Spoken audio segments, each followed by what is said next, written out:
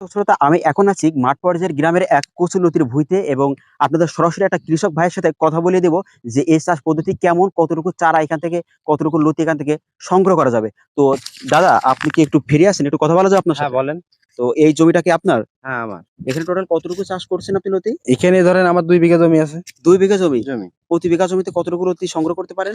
বিঘায় ধরেন ১২ মণ, ১.৫ মণ মানে গত সপ্তাহে সংগ্রহ করেছি। তবে আমার হিসেবে কম হয়ে গেছে। মানে ১২ মণ সব মানে এক সিজনে সংগ্রহ করেছে, মানে এক সপ্তাহ থেকে সেটা নাকি তার কাছে কম হয়ে গেছে। এত লতি কি সম্ভব?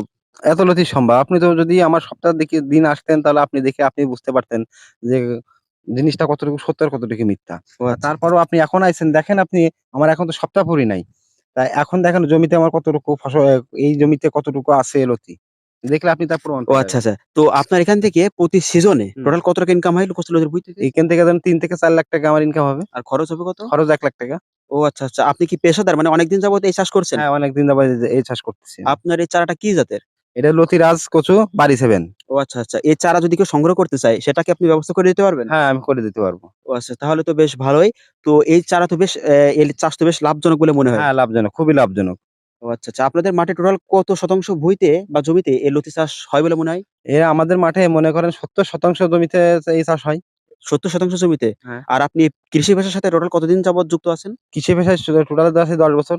ও প্রতি বছরই, মানে প্রতি সিজনেই তো আপনি এটাই করেন হ্যাঁ, নাকি? প্রতি সিজনে আমিই করি। প্রতি বছরে টোটাল কয়বার এই চারা লাগানো যায়? মানে কয়টা মৌসুম হয়? এর চারা লাগাতে যায় ২ মৌসুমে।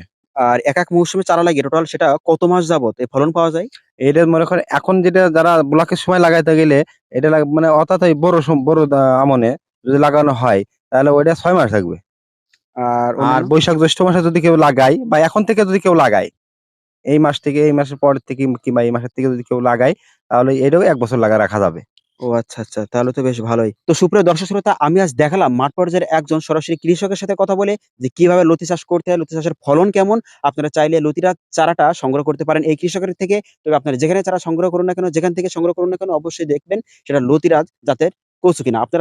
আপনাদেরকে দেখালাম সরাসরি যে এই জমিতে লতিগুলো কেমন ধরেছে, কেমন ধর। আপনারা সরাসরি আমাদের এই যশোর থেকে এ চারা সংগ্রহ করতে পারবেন। লতি চাষ আসলে খুবই লাভজনক একটা পেশা। যেটা দেখে এবং শুনে বুঝলাম এই কৃষক দাদার কাছ থেকে। তো যা হোক, আপনাদের সকলকে ধন্যবাদ জানাই ভিডিওটি দেখার জন্য। আপনারা চাইলে যেকোনো প্রকার কৃষি তথ্য বা যেকোনো প্রকার পরামর্শ জানতে চাইলে স্ক্রিনে দেওয়া নম্বরে আপনারা যোগাযোগ করতে পারেন এবং লতি চারা সংগ্রহ করার জন্য হলেও আপনারা স্ক্রিনে দেওয়া নম্বরে যোগাযোগ করতে পারেন। সকলকে অনেক ধন্যবাদ জানাই ভিডিওটি দেখার জন্য।